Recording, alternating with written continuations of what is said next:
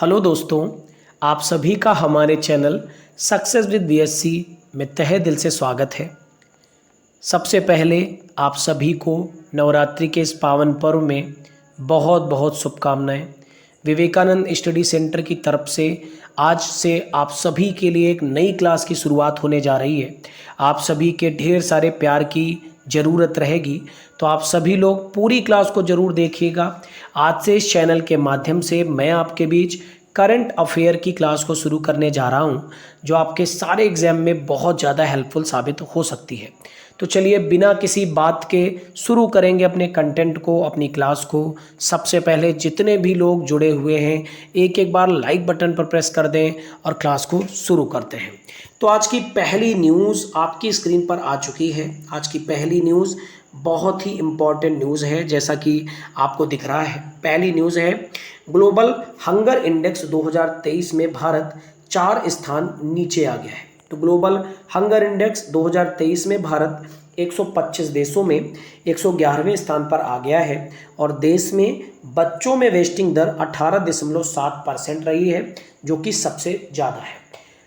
Hunger index का मतलब होता है भूखमरी से मर रहे देश, यानी कि ऐसे देश जहां पर भूख के कारण ही लोग मरते जा रहे हैं।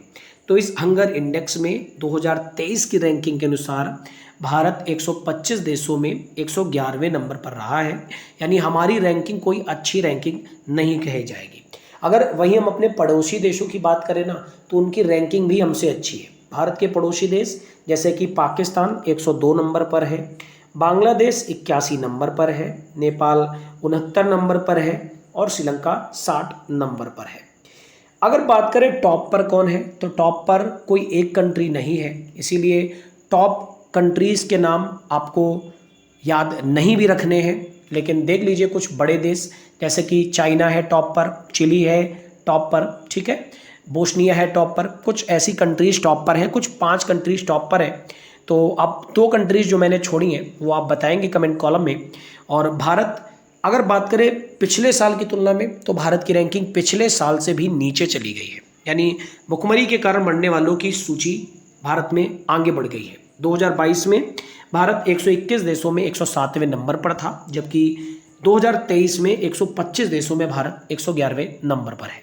उम्मीद करता हूं आज की पहली न्यूज़ आपको अच्छे से क्लियर हो गई होगी। अगर न्यूज़ क्लियर हो गई है तो मैं आपको यहाँ पर अब कुछ पॉइंट रिवीजन कराऊंगा जो 2023 के ही हैं। चलिए अगली स्लाइड पर बढ़ते हैं रिपोर्ट इंडेक्सेस में और देखते हैं कुछ ओल्ड इंडेक्स को। देखिए ध्यान से, मैंने यहाँ पर लिया हुआ है ग्लोबल टेररिज्म इंडेक्स 2023 को। तो ग्लोबल टेररिज्म इंडेक्स 2023 किसके द्वारा ये इंडेक्स जारी करी जाती है, तो institute for economic and peace के द्वारा जारी करी जाती है। इसमें अगर बात करें कौन सा ऐसा देश है जहां पर सबसे ज़्यादा टेररिज्म है, तो ध्यान से देख लीजिए, सबसे ज़्यादा टेररिज्म अफगानिस्तान में है, जो कि लगातार 4 सालों से टॉप पर बना हुआ है टेररिज्म के मामले में, यानी यहाँ पर बहुत ज़्यादा टेररिज्म है। नंबर 2 पर बुर्किना फासो है, नंबर 3 पर सोमालिया है। मैक्सिमम 3 कंट्रीज़ याद कर लीजिए, ठीक है, लेकिन मैंने यहाँ पर 10 कंट्रीज़ लिख रखी हैं, परेशान ना होइएगा। आपको टेलीग्राम ग्रुप में जुड़ना है, जो कि वीडियो के डिस्क्रिप्शन में लिंक दिया हुआ है, वहाँ पर जुड़ करके आप डेली पीडीएफ ले सकते हैं और पीडीएफ से लेकर आप अच्छे से इन पॉइंट्स को पढ़ लीजिएगा। अगर बात करें भारत की रैंकिंग, तो इसमें भारत की रैंकिंग रही थी 13। उम्मीद करता हूँ ये इंडेक्स आपको क्लियर हो गई होगी। बढ़ते हैं अगले रिवीजन पॉइंट की तरफ। अगले रिवीजन पॉइंट में मैंने एक और इंडेक्स ली है और ये इंडेक्स है इंटरनेशनल इंटेलेक्चुअल प्रॉपर्टी इंडेक्स 2023। इसमें क्या है खास, इसको रिलीज किया जाता है यूएस चैम्बर्स ऑफ कॉमर्स के द्वारा।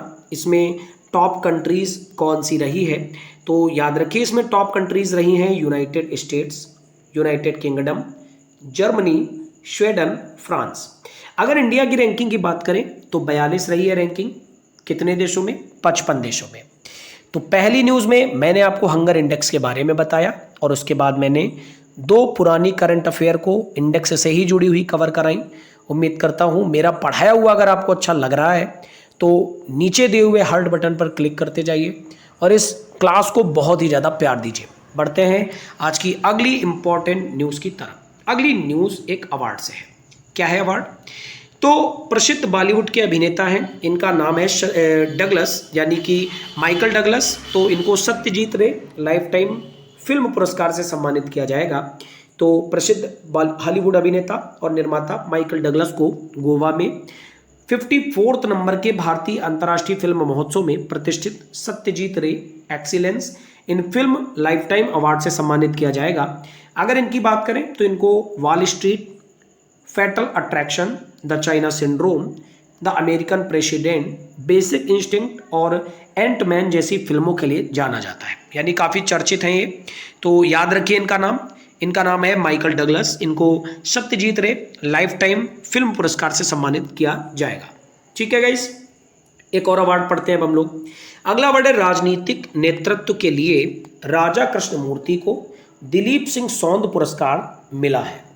तो यह पुरस्कार कांग्रेस में एशियाई, अमेरिकी और प्रशांत द्वीपवासी समुदायों के हितों को आगे बढ़ाने के प्रति उनके समर्पण को मान्यता प्रदान करता है। एशियन अमेरिकन यूनिटी कोएलिशन ने कृष्णमूर्ति को राजनीतिक नेतृत्व पुरस्कार प्रदान किया है। अगर बात करें दिलीप सिंह सौंद, जिनके नाम पर ये पुरस्कार का नाम पड़ा है, तो ये कांग्रेस के लिए चुने गए पहले सिख भारतीय अमेरिकी थे। इनका नाम आप लोग अच्छे से याद रखिएगा, तो एक बार फिर से देख लीजिए। राजनीतिक नेतृत्व के लिए राजा कृष्णमूर्ति को दिलीप सिंह सौंद पुरस्कार से सम्मानित किया जाएगा। ठीक है गाइस, बढ़ते हैं आज की अगली न्यूज़ की तरफ, लेकिन उससे पहले बहुत इंपॉर्टेंट रिवीजन करते हैं।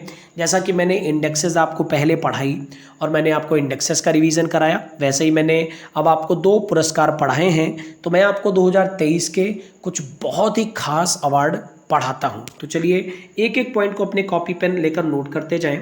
पहला पॉइंट है लोकमान्य तिलक पुरस्कार, जो कि हमारे देश के ऑनरेबल प्राइम मिनिस्टर जी को दिया गया, यानी नरेंद्र मोदी जी को दिया गया। फिर है जॉर्ज लेडली पुरस्कार, जो कि अर्थशास्त्री राज चेट्टी को दिया गया। फिर है एनी अवार्ड, जो कि प्रोफेसर थल्लपिल प्रदीप को दिया गया।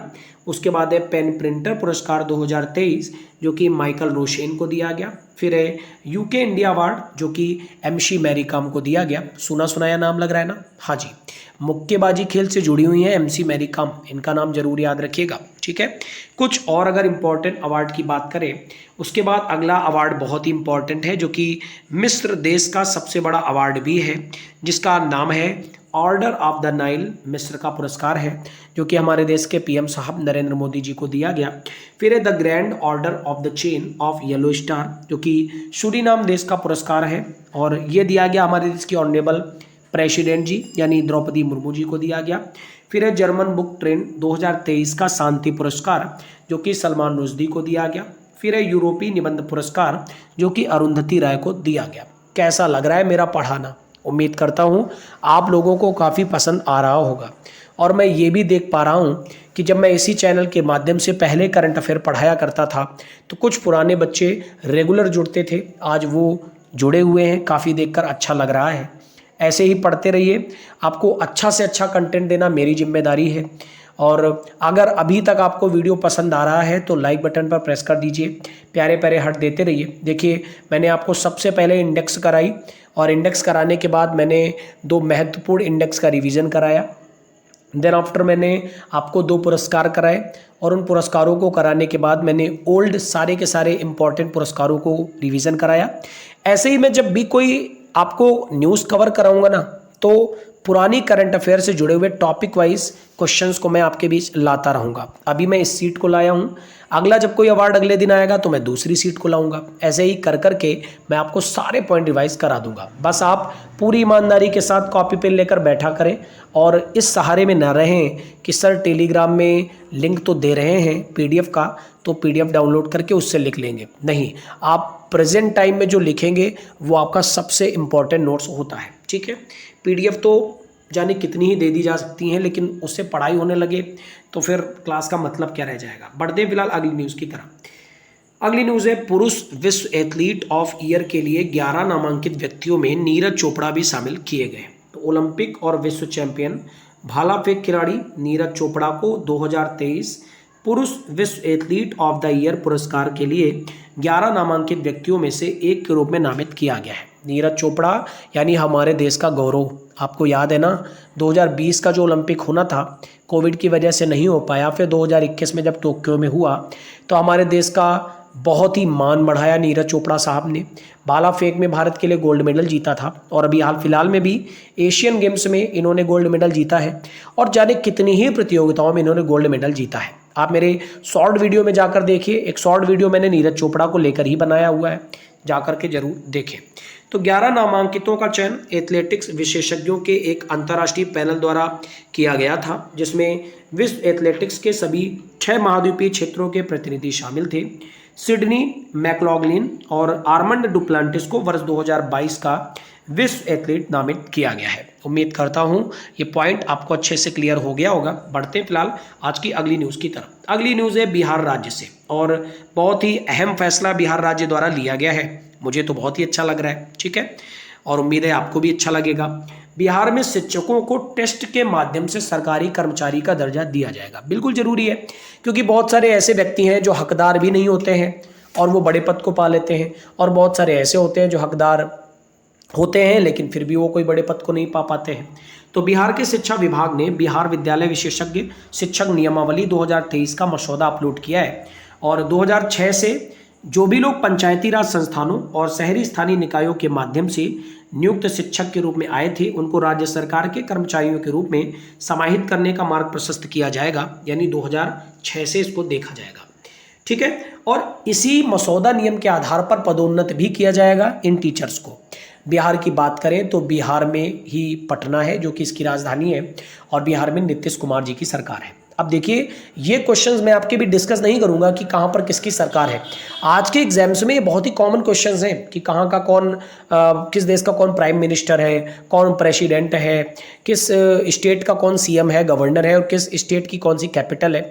आप एक काम किया करें, जितने भी लोग लाइव आया करें, डेली सारे लोग मिलकर के एक दूसरे को जितने भी स्टेट या जितनी भी कंट्री न्यूज़ में आ रही है ना, उनकी सारी कैपिटल, प्राइम मिनिस्टर, प्रेसिडेंट या फिर राज्य अगर आ रहे हैं तो उनकी कैपिटल, गवर्नर, चीफ मिनिस्टर, ये सारे आपस में डिस्कस किया करें। जितना ज़्यादा आपस में डिस्कस करेंगे ना, उतनी ज़्यादा आपकी नॉलेज बढ़ेगी, ठीक है ना।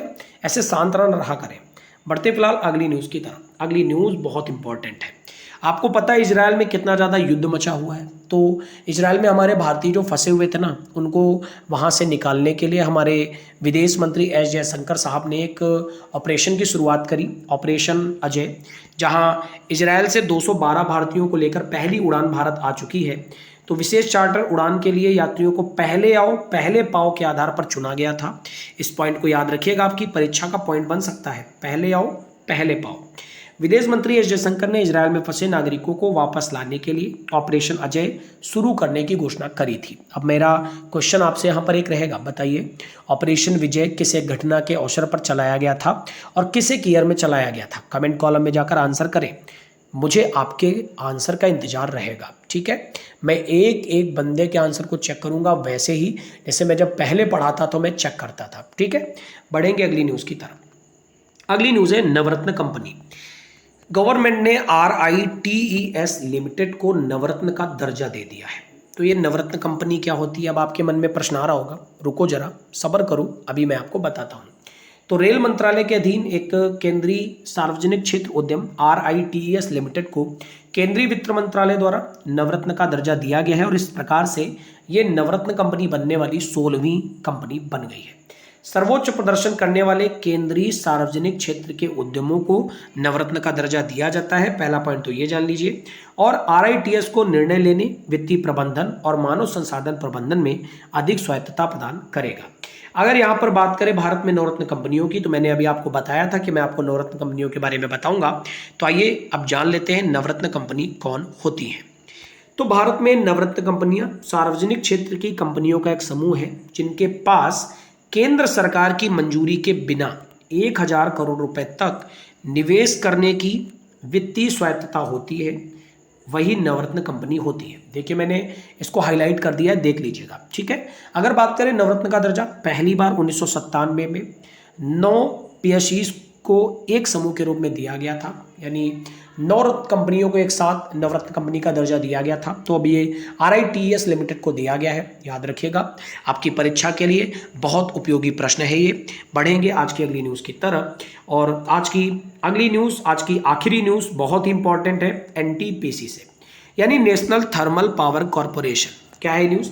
नेशनल थर्मल पावर कॉरपोरेशन को फोर्ब्स की विश्व के सर्वश्रेष्ठ नियोक्ता 2023 सूची में शामिल किया गया है। तो भारत के सबसे बड़े ऊर्जा समूह एनटीपीसी लिमिटेड को फोर्ब्स द्वारा विश्व के सर्वश्रेष्ठ नियोक्ता 2023 में से एक के रूप में मान्यता दी गई है। एनटीपीसी की बात करें तो दुनिया की शीर्ष 700 कंपनियों में से 261 प्लेस पर रही है और ऐसा स्थान पाने वाली भारत की पहली पब्लिक सेक्टर यूनिट भी बनी है एनटीपीसी, यानी national thermal power corporation limited. अब यहाँ बात अगर एनटीपीसी की आई गई है तो आइए एनटीपीसी को भी लगे हाथों क्लियर कर लें, ठीक है ना। अच्छा, तो ध्यान से देखिए, एनटीपीसी लिमिटेड जिसका पुराने समय में नाम क्या था? राष्ट्रीय ताप विद्युत निगम, भारत की सबसे बड़ी विद्युत उत्पादन कंपनी है। सन 2016 में विश्व की 2000 सबसे बड़ी कंपनियों की जब लिस्ट निकाली गई थी तो एनटीपीसी को 4वां स्थान मिला था। मई 2010 में एनटीपीसी को 4 कंपनियों में से एक महारत्न कंपनी का दर्जा दिया गया था और ये एक भारतीय की पब्लिक सेक्टर यूनिट है, यानी सार्वजनिक क्षेत्र की कंपनी है जो मुंबई स्टॉक विनिमय में पंजीकृत है, यानी बॉम्बे स्टॉक एक्सचेंज में पंजीकृत है। इसमें वर्तमान में भारत सरकार का हिस्सा लगभग 90% के आसपास है। इसकी स्थापना 7 नवंबर 1975 को हुई थी। उम्मीद है आपको पॉइंट क्लियर हो गया होगा। अब एक क्वेश्चन का आंसर आप भी दीजिए, एनटीपीसी लिमिटेड जो है इसके वर्तमान में अध्यक्ष कौन है? कमेंट कॉलम में जाइए और अपना आंसर करिए। मैं एक एक के आंसर को जरूर चेक करूंगा तो आप सभी लोग आंसर जरूर करिएगा, ठीक है बेटा। बढ़ेंगे इस वीडियो के बहुत इंपॉर्टेंट पॉइंट की तरफ। जैसा कि मैंने आपसे कहा था कि मैं करंट अफेयर के साथ साथ जीके को भी कवर करूंगा, तो आइए आज मैं 8 से 10 वो क्वेश्चन लेकर आया हूं जो पुरानी परीक्षाओं में आए हुए हैं। खट्टे फलों में कौन सा एसिड होता है? तो याद रखिए साइट्रिक एसिड खट्टे फलों में होता है। फिर भारत में प्रधानमंत्री के ओहदे को क्या जाना जाता है? तो कार्यकारी प्रमुख के रूप में। फिर ताजमहल, बीवी का मकबरा, एतमादुद्दौला किस चीज़ के स्मारक है? तो मृत व्यक्ति के स्मारक है। चलिए कुछ कमेंट कॉलम में आंसर करिए। ये बताइए ताजमहल, बीवी का मकबरा और एतमादुद्दौला किसने बनवाए थे? फिर सम्राट अशोक किसका उत्तराधिकारी था? तो बिंदुसार का। फिर भारतीय संविधान को पहली बार कब संशोधित किया गया? तो 1950 में। रोलेट एक्ट किस वर्ष लागू किया गया? 1919 में। फिर महाराणा प्रताप बुलबुल किसे कहते थे? तो अपने घोड़े को कहते थे। बॉक्सर इवांडर होलीफील्ड को किस नाम से जाना जाता है? तो द रियल डील के नाम से जानते हैं। फिर सिंधु घाटी सभ्यता का बंदरगाह कहाँ पर स्थित था? लोथल में स्थित था। फिर जैन धर्म में महावीर को क्या माना जाता था? तो वास्तविक संस्थापक माना जाता था। चलिए बताइए जैन धर्म के पहले तीर्थंकर कौन थे? कमेंट कॉलम में जाकर आंसर करें। बढ़ेंगे इस वीडियो के सबसे इंटरेस्टिंग पार्ट की तरफ, और जो इंटरेस्टिंग पार्ट क्या होगा, क्विक रिवीजन करेंगे, जल्दी जल्दी से आप देखेंगे आज की न्यूज़ में हम लोगों ने क्या पढ़ा, तो जल्दी जल्दी से देखते जाइए। पहली न्यूज़ पढ़ी, ग्लोबल हंगर इंडेक्स 2023 में भारत 4 स्थान नीचे आ गया है, 111 नंबर पर पहुंच गया है, ठीक है। फिर हम लोगों ने पढ़ा हॉलीवुड अभिनेता माइकल डगलस को सत्यजीत रे लाइफ टाइम फिल्म पुरस्कार से सम्मानित किया जाएगा। फिर पढ़ा राजनीति नेतृत्व के लिए राजा कृष्णमूर्ति को दिलीप सिंह सोंद पुरस्कार मिला। फिर उसके बाद हम लोगों ने अगली न्यूज़ पढ़ी, पुरुष विश्व एथलीट ऑफ द ईयर के लिए 11 नामांकित व्यक्तियों में नीरज चोपड़ा को भी शामिल किया गया। फिर बिहार में शिक्षकों को टेस्ट के माध्यम से सरकारी कर्मचारी का दर्जा दिया जाएगा। उसके बाद हम लोगों ने पढ़ा ऑपरेशन अजय, जो कि इजराइल से 212 भारतीयों को लेकर पहली उड़ान आई है इस ऑपरेशन के तहत। फिर हम लोगों ने पढ़ा सरकार ने RITES लिमिटेड को नवरत्न कंपनी का दर्जा दे दिया है। फिर हम लोगों ने पढ़ा आखिरी न्यूज़ को, एनटीपीसी को फोर्ब्स की विश्व के सर्वश्रेष्ठ नियोक्ता 2023 की सूची में शामिल किया गया है। कैसी लगी आपको क्लास? उम्मीद करता हूँ आपको क्लास बहुत अच्छी लगी होगी। अगर आपको क्लास अच्छी लग गई है तो आप वीडियो को लाइक करना ना भूलें, और हाँ, जितना भी वर्क मैंने दिया है कमेंट कॉलम में जाकर आप ज़रूर आंसर करें, दोस्तों के साथ या फिर किसी एक व्हाट्सएप या टेलीग्राम ग्रुप पर शेयर करें, और चैनल को सब्सक्राइब करना ना भूलें। मैं आपको बता दूं, वीडियो के डिस्क्रिप्शन में लिंक दिया गया है टेलीग्राम ग्रुप का, जहां पर जाकर के आप जुड़ जाएं और डेली करंट अफेयर की PDF को आप जरूर ले लें, जिससे आप अपनी पढ़ाई को और भी अच्छा बना सकें। इसके अलावा वीडियो के डिस्क्रिप्शन में कुछ लिंक और भी दिए गए हैं जो इसी चैनल की कुछ बहुत ही इंपॉर्टेंट क्लासेस के हैं। आप जाकर के उन क्लासेस को भी देख सकते हैं। उन क्लासेस में बहुत सारी नॉलेज है, तो जाकर के एक बार ज़रूर इस क्लास को देखना। वीडियो अच्छा लगा है तो आप अपने प्यारे प्यारे हाथ दीजिएगा। आपका दिन शुभ हो। Thank you everyone, God bless you all. और हाँ, like, comment, share and subscribe जरूर करना, because sharing is caring. Thank you.